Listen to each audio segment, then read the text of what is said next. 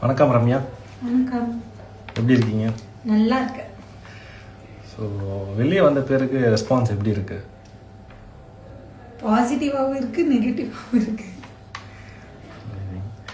So கன்னியன் சபரியோட சடனாக விலகாமல் இருந்திருக்கலாமே, ஏன் விலகுனீங்க?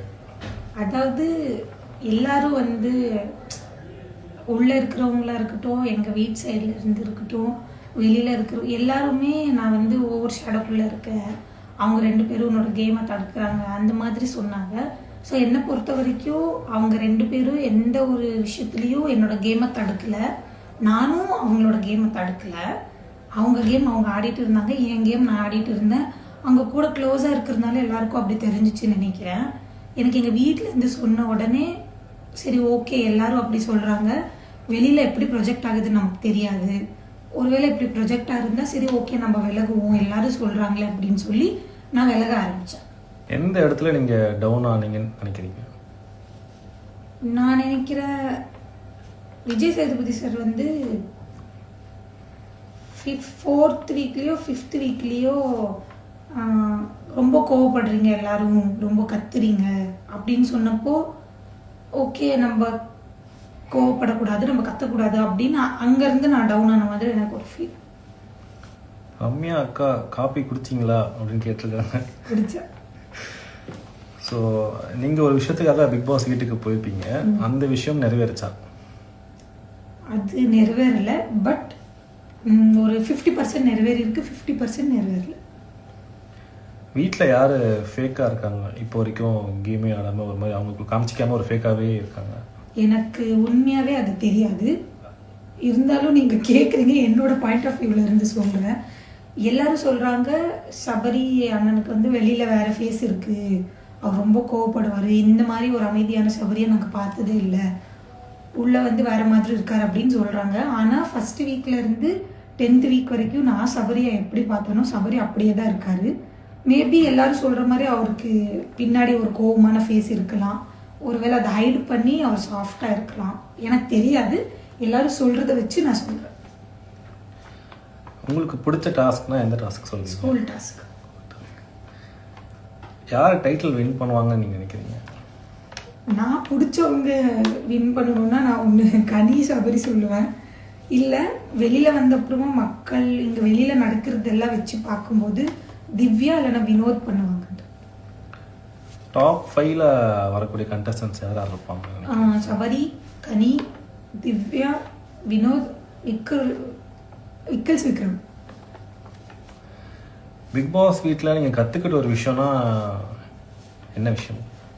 நமக்குள்ள எவ்வளோ ஃபீல் இருந்தாலும் அதை வெளில சொல்லக்கூடாது, எவ்வளோ கஷ்டம் இருந்தாலும் அழக்கூடாது, ஒருத்தருக்கு முன்னாடி அழக்கூடாது. அதுக்கப்புறம் பாசத்தை எந்த இடத்துலையும் தேடக்கூடாது. அந்த வீக் நீங்கள் எலிமினேட் ஆகலைன்னா வேறு யாராக இருப்பாங்க நினைக்கிறீங்க? எனக்கு தெரியும் அந்த வீக் நான் தான் ஆவேன்னு. ஒருவேளை நான் ஆகலைன்னா எஃப்ஜேயும் வியானா டபுள் எவிக்ஷன் எனக்கு முன்னாடியே தெரியும், ஏன்னா 5th வீக் ஒரு டபுள் எவிக்ஷன் நடந்திருந்தது. ஸோ 10th வீக் இன்னொரு எவிக்ஷன் நடக்கும், டபுள் எவிக்ஷன் நடக்கும்னு எனக்கு ஒரு கெஸ் இருந்தது. ஸோ அதை வச்சு எனக்கு தோண வரைக்கும் நான் வியானா போவோன்றது எங்கள் 2 பேருக்கும் முன்னாடியே தெரியும். நான் இல்லாமல் போகிறதுனா எஃப்ஜேயும் வியானா போயிருப்பாங்க. பாரு பற்றி சொல்லுங்கள். பாரு பற்றி சொல்லணும்னா, பாரு ஒருத்தங்க கிட்ட ஒரு விஷயத்த சொல்கிறாங்கன்னா அதுக்கு பின்னாடி அவங்க 1000 பிளான் பண்ணி வச்சுருப்பாங்க. அது என்ன மாதிரி ஒரு முட்டாள் நம்பி ஏமாந்து நல்ல விபூத்தி வாங்கியிருக்கேன் அவங்ககிட்ட. உஷாராக இருக்கிறவங்க அதை உஷாராக எடுத்துப்பாங்க, ஒன்றுமே தெரியாமல் இருக்கிறவங்க அதை வேறு மாதிரி எடுத்துப்பாங்க. என்னை பொறுத்த வரைக்கும் பார்வதி அந்த பக்கெட் விஷயத்தில் அவங்க அது பண்ணது என்னை பொறுத்த வரைக்கும் ரொம்ப ரொம்ப ரொம்ப ரொம்ப ரொம்ப தப்புன்னு எனக்கு தோணுது. எந்த காரணத்துக்காக நீங்கள் எலிமினேட் ஆகிருப்பீங்கன்னு நினைக்கிறீங்க? நான் விஜய் சேதுபதி சார்கிட்ட அந்த மாதிரி கோவப்பட்டு போகிறேன்னு சொன்னதுனால. ஸோ கன்னி கூட என்ன பிரச்சனை, ஏன் வெளியே வரும்போது அப்படி பேசுனீங்க? சீரியஸாக சொல்கிறேன், என் அம்மா சத்தியமாக சொல்கிறேன், எனக்கும் கனிக்கும் எந்த பிரச்சனையும் கிடையாது. எனக்கு கனியும் சபரியும் ரொம்ப ரொம்ப ரொம்ப ரொம்ப ரொம்ப ரொம்ப பிடிக்கும், அதில் எந்த ஒரு மாற்றமும் கிடையாது. நான் அவங்கள விலகி இருக்கும்போது கூட நான் ஒவ்வொரு நாளும் கனிக்காக அழுதுருக்கேன். கனிக்கிட்ட கேட்டு பாருங்கள் நீங்கள் வேணும்னா வெளியில் வந்தப்புறமா. நானும் கனியும் நல்லா இருக்கும்போது நான் அவங்ககிட்ட ஒரு விஷயம் பேசியிருந்தேன். நான் எவிக்ட் ஆகிட்டு போகும்போது நீ எனக்காக அழுகணும், ஒருவேளை நீ அழுகலைன்னா நான் உன்னை கிள்ளி விட்டு அழ வச்சிருவேன் அப்படின்னு நான் கனிக்கிட்ட சொல்லியிருந்தேன். நான் வரும்போது அவங்க அழுகலை. ஸோ நான் ஸ்டேஜில் போய் அந்த டிவியில் பார்க்கும்போது அவங்க கண்ணு கலங்கி இருந்தது. அப்போ நான் சொன்னேன், நடிக்காத, பச்சையாக தெரியுதுன்னு நான் நார்மலாக சொன்னேன். அதை வெளியில் ஒரு இது பண்ணி அப்படி இப்படின்னு பண்ணியிருக்காங்க. நான் ஏசப்பா மேலே சத்தியமாக, பைபிள் மேலே சத்தியமாக சொல்கிறேன், நான் நார்மலாக தான் சொன்னேன். இதை நம்புறவங்க நம்பலாம், நம்பாமல் இருக்கிறவங்க நம்பாமல் இருக்கலாம், அது உங்கள் விருப்பம். சொல்கிறது ஏன் விருப்பம் சொல்கிறேன். சத்தியமாக நான் அந்த மாதிரி சொல்லவே கிடையாது. அவங்க தங்கச்சிக்கு கூட நான் டிஎம் பண்ணேன், அவங்க எதுவுமே பார்க்கல. ஸோ நான் அந்த அர்த்தத்தில் உண்மையாகவே சொல்லலை. எனக்கு கனி அவங்க மேலே இருக்கிற ஃபீலிங் எப்போவுமே ஒன்று தான். எனக்கு அவங்கள ரொம்ப பிடிக்கும். கேமுக்காக மட்டும்தான் நான் 4 வாரம் சபரியும் கனியும் தள்ளி வச்சுருந்தேன் தவிர, மற்றபடி என்னை பொறுத்த வரைக்கும் கனியும் சபரியும் 2 பேரும் எனக்கு ரொம்ப நல்ல ஒரு பியூர் சோல்ஸ் 2 பேரும். நீங்கள் வெளில வந்தப்புறமா கனிக்கிட்ட கூட கேட்டு பாருங்கள். நான் நார்மலாகவே அப்படி தான் பேசுவேன். நான் ஒரு வார்த்தை தெரியாதனமாக தமிழில் பேசிடுவேன்.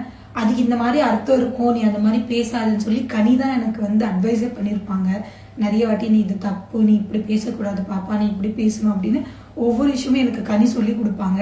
வெளியில் இருக்கிறவங்க 1000 புரிஞ்சுக்கலாம், ஆனால் கனிக்கு தெரியும் நான் எந்த அர்த்தத்தில் சொல்லியிருப்பேன்னு. வெளியில் வந்த அப்புறமா நீங்கள் இந்த கொஷனை கனிக்கிட்ட கேளுங்க, கனியை சொல்லுவாங்க என்னை பற்றி என்ன. பிக் பாஸ் வீட்டில் இருக்கிற கண்டஸ்டன்ஸ் உங்களோட ஃபேவரட் 2 பேர்னா யார்? சபரி, கனி. அமேசிங். ஸோ 70 நாள் இருந்திருக்கீங்க. அந்த ஓவரால் பிபியோட எக்ஸ்பீரியன்ஸ் எப்படி இருந்தது உங்களுக்குள்ள? வேற லெவலில் இருந்தது. இவ்வளோ நாள் வெளியில தான் அடி வாங்கிட்டு இருந்தோம், அதுக்கப்புறம் போய் உள்ள அடி வாங்கினோம்.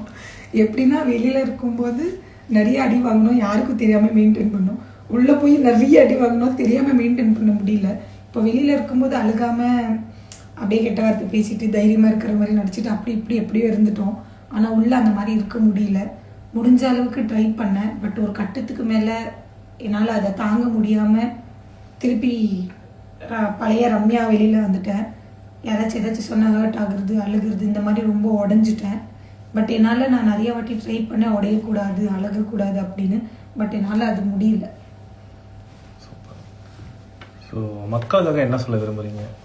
மக்களுக்கு என்ன சொல்ல விரும்புகிறேன்னா 2 விஷயம் சொல்ல விரும்புகிறேன், 3 விஷயம் சொல்ல விரும்புகிறேன். 1, நான் கனியை அந்த அர்த்தத்தில் சத்தியமாக சொல்லலை. இன்னொன்று, சபரி கேம் என்னால் கெட்டுருச்சுன்னு சொல்கிறீங்க நிறைய பேர். கிடையவே கிடையாது. நீங்கள் வேணும்னா அவன் வெளியில் வந்த அப்புறமா கேட்டு பாருங்கள். அவன் கேம் அவன் ஆடட்டோன்னு சொல்லி அவனை விட்டு விலகி போனது நான். என்கிட்ட அவர் எவ்வளோ பேச ட்ரை பண்ணாலும் நான் அவரை தள்ளி விலகி வந்தேன் தவிர என்னால் அவர் கேமை ஒரு காரணத்துக்கும் நான் கெட்டு வச்சது கிடையாது. நீங்கள் அவங்க வெளில வந்த அப்புறமா 2 பேர்கிட்ட கேட்டு பார்த்துக்கலாம். 1. 2வது எனக்கு டான்ஸ் ஆட தெரியாது, ஒரே ஸ்டெப் போடுற அப்படின்னு நிறைய பேர் ட்ரோல் பண்ணியிருக்காங்க. அது உண்மைதான், எனக்கு டான்ஸ் ஆட தெரியாது தான். நான் எந்த இடத்துலையும் நான் பெரிய டான்ஸரு, நான் மைக்கேல் ஜாக்சனோட தங்கச்சி, அந்த மாதிரியெல்லாம் நான் எந்த இடத்துலையும் சொன்னதே கிடையாது. நான் இந்த இடத்துலையும் சொல்கிறேன், எவ்வளோ பெரிய இடத்துல வேணாலும் போய் சொல்கிறேன், எனக்கு டான்ஸ் ஆட தெரியாது. நான் ஆடல் பாடல் ஸ்டேஜ் டான்ஸர். ஒரு 8 பசங்க ஆடுறாங்கன்னா அவங்கள பார்த்து நான் ஆடுவேன். ஒரு பையன் லீட் எடுத்து ஆடுறான்னா அதை பார்த்து நான் கேட்ச் பண்ணி ஆடுவேன். இன்னொன்று, நான் ஆடுறதெல்லாம் பழைய சாங்கு, பிக் பாஸ் வீட்டுக்குள்ளே போடுற சாங் எல்லாம் எனக்கு தெரியாது. எனக்கு தானாக கொரியோ பண்ண தெரியாது. யாராச்சும் கொரியோ பண்ண அதை பார்த்து என்னால் ஆட முடியும். ஸோ தயவு செஞ்சு சொல்கிறேன், உனக்கு ஆட தெரியாது. எனக்கு ஆட தெரியாது தான், நீங்கள் ஆடுங்க. யார் வேணான்னு சொன்னாங்க? என்னை ரம்யா, நீ பிக் பாஸ் வீட்டுக்குள்ளே 24 மணி நேரம் ஆடிட்டே இருக்கணும், நல்லா நீ டான்ஸ் ஆடணும் அப்படின்னு எனக்கு சொல்லி கூப்பிட்டுருந்தாங்கன்னா நான் பிக் பாஸுக்கே வந்திருக்க மாட்டேன். என்னை அப்படி யாரும் சொல்லி கூப்பிடல. ஸோ தயவு செஞ்சு சொல்கிறேன், முடிஞ்ச அளவுக்கு அவாய்ட் பண்ணிக்கோங்க. நானே என் வாயால் சொல்கிறேன், எனக்கு ஆட தெரியாது தான். உங்கள் யாருக்காச்சும் தெரிஞ்சால் தயவு செஞ்சு சொல்லிக் கொடுங்க, நான் கற்றுக்கிட்டு வேறு ஸ்டெப்பு மாற்றி ஆடுறேன். நன்றி. இன்னொன்று, ஐயோ இதெல்லாம் சொல்ல வந்தேன், அப்பப்போ மறந்துடுவேன் ப்ரோ, 2 நிமிஷம். இன்னொன்று, எனக்கு உடம்பு சரியில்லைன்னு சொல்லி நான் நடிக்கிறேன்னு சொல்லியிருக்கீங்க நிறைய பேர். உண்மையாகவே சொல்கிறேன், என்னோட ஓனர் கிட்ட கேட்டு பாருங்கள், அவங்களுக்கு தெரியும் என்னோட ஹெல்த் எப்படின்னு. நான் 8 வருஷமாக நிம்மதியாக தூங்குனது கிடையாது, கரெக்ட் டைமுக்கு தூங்குனது கிடையாது, கரெக்ட் டைமுக்கு சாப்பிட்டது கிடையாது. எனக்கு 2 வாட்டி ஆக்சிடெண்ட் ஆகிருக்கு. ஒரு வாட்டி ஸ்பைனல் கார்டு அடிப்பட்டு 6 மாதம் நான் பெட் ரெஸ்ட்டில் இருந்திருக்கேன். இன்னொரு வாட்டி ரத்த காய இதாகிருக்கேன். ஸோ எனக்கு உடம்புல ரொம்ப ப்ராப்ளம் இருக்குது. எனக்கு டீஹைட்ரேஷன் இருக்குது, மைக்ரேன் இருக்குது, சினரெஸ்ட் இருக்குது. ஸோ எனக்கு நிறைய அழுதா என் முடியாது, மூச்சு விட விக்கி அழுதனா என்னால் மூச்சு விட முடியாது, நெஞ்சு வலி வரும், நான் மயக்க போட்டு விழுந்துருவேன் ரொம்ப அழுதா. எனக்கு இந்த பிரச்சனை எல்லாம் இருக்குது. ஸோ யதார்த்தமாக தான் 2 வாட்டி நான் மயக்க போட்டு வீட்டுக்குள்ளே விழுந்தேன். வெளியில் கூட இந்த மாதிரி நான் நிறைய வாட்டி விழுந்திருக்கேன். எங்கள் ஓனரு இவங்களெல்லாம் கேட்டால் அவங்களுக்கு தெரியும். ஆடும்போது ஸ்டேஜ்லேயே நான் வீழ்ந்திருக்கேன். ஸோ தயவு செஞ்சு சொல்கிறேன், நான் நடிக்கிறேன், மயக்க போட்டு வீழ்றேன், யாரோட ஹெல்த்லேயும் அந்த மாதிரி விளையாடாதீங்க. அவங்கவுங்க வழி அவங்கவுங்களுக்கு தான் தெரியும். தயவு செஞ்சு சொல்கிறேன், இந்த மாதிரி ட்ரோல் பண்ணுறதை நிப்பாட்டிக்கோங்க. இல்லை நாங்கள் இப்படி தான் ட்ரோல் பண்ணுவோன்னா அதை உங்கள் பண்ணிக்கோங்க, அது எனக்கு கவலை கிடையாது. தயவு செஞ்சு கிளாரிஃபிகேஷன் கொடுத்துட்டேன். நான் மயக்க போட்டு வீழ்ந்தப்போ என்னை சுற்றி இருக்கிற எல்லாருமே பார்த்துருக்காங்க அது பொய்யா உண்மையானு. நான் மயக்கத்துலேருந்து ஏஞ்சி அப்புறமா சொல்லியிருக்காங்க, நீ மயக்க போட்டு வீழ்ந்த உடனே உன் கை காலெல்லாம் ரொம்ப சில்லுன்னு ஆயிடுச்சு, நாங்கள் எல்லாம் பயந்துட்டோன்னு சொல்லியிருக்காங்க. டாக்டரே சொல்லியிருக்காங்க, உங்களுக்கு பாடியில் டீஹைட்ரேஷன் இருக்குது, நீங்கள் தண்ணி குடிக்க மாட்டேன்றீங்க, அதனால தான் உங்களுக்கு மயக்கம் வருதுன்னு. ஸோ தயவு செஞ்சு இதை நிப்பாட்டிக்கோங்க. எனக்கு ஒன்றும் சும்மா ஆடணும், மயக்க போட்டு கீழே விழுந்து நடிக்கணுன்ற மாதிரி அவசியம் கிடையாது. நான் எந்த ஒரு இடத்துலையும் வாரத்துலேருந்து 10வது வாரத்து வரைக்கும் எனக்கு எவ்வளோ ஹெல்த் இஷ்யூ வந்தாலும் அதை சாக்கா வச்சு ஒரு டாஸ்க்கு கூட நான் ஆடாமல் விலகுனது கிடையாது. எல்லா டாஸ்க்கும் நான் ஆடிருக்கேன். ஸோ ப்ளீஸ் இதை நிப்பாட்டிக்கோங்க. இன்னொன்று லாஸ்ட்டாக சொல்கிறேன், என்னை பிடிச்சவங்களுக்கு நான் இதை சொல்கிறேன். எனக்கு யார் வெளியிலேருந்து இவ்வளோ நாள் சப்போர்ட் பண்ணாங்களோ அந்த பர்சன்ஸ்க்கு மட்டும்தான் சொல்கிறேன். ரொம்ப ரொம்ப ரொம்ப ரொம்ப நன்றி. நான் வெளியில் இருக்கும்போது எனக்கு எவ்வளோ சப்போர்ட் பண்ணீங்களோ, பிக் பாஸ் வீட்டுக்குள்ளே போனப்போ கூட அதை விட அதிகமாக சப்போர்ட் பண்ணியிருக்கீங்க. நான் நினச்சேன் என்னோட வாய்க்கு நான் 1 வாரம் கூட உள்ளே இருக்க மாட்டேன்னு. பட் நான் என்னை 70 நாள் சப்போர்ட் பண்ணி கூப்பிட்டு போயிருக்கீங்க. இது ரொம்ப பெரிய விஷயம். நான் கடைசி வரைக்கும் உங்களுக்கு நன்றி பட்டு இருப்பேன். ரொம்ப ரொம்ப ரொம்ப ரொம்ப ரொம்ப நன்றி. எனக்கு சப்போர்ட் பண்ண எல்லாருக்கும் லவ் யூ. தேங்க்யூ.